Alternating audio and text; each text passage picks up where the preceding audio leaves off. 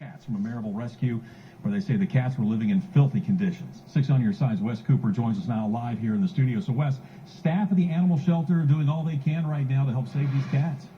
Bo, that's exactly right, and a majority of those cats are really sick. We're told some are suffering from ringworm while others have upper respiratory infections.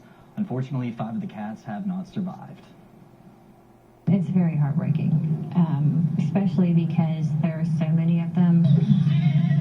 Wendy Lemons and her team at the Blount County Animal Center are on a mission to keep these cats alive. There's been quite a few that have had a lot of upper respiratory problems. We've had to use B12 fluids. A lot of them were dehydrated.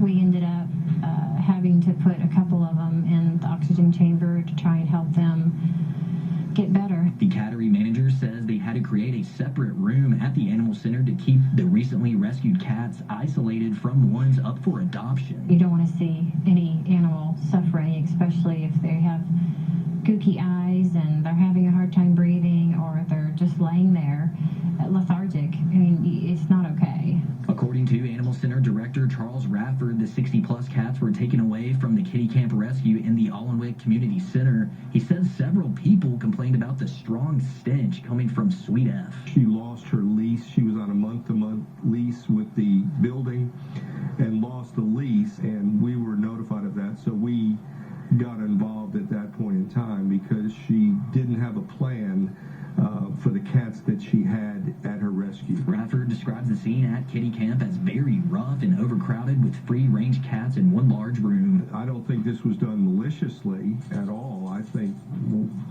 that this was a situation that started out, with the goal in mind of helping cats find homes and snowballed to the point where there were just too many cats for one individual to take care of. Rafford reports the cats were taken away from the Kitty Camp Rescue in mid-January and finished picking them up on the 31st. The pickup had to be staggered due to limited space at the animal center. Typically, the capacity for cats at the center is 42, but now there are nearly 90 there. This has been physically and mentally draining on myself and staff, especially the vetting staff. It's financially draining because of the medicines and the medications. It takes almost an hour and a half every day to do the medications just for these cats.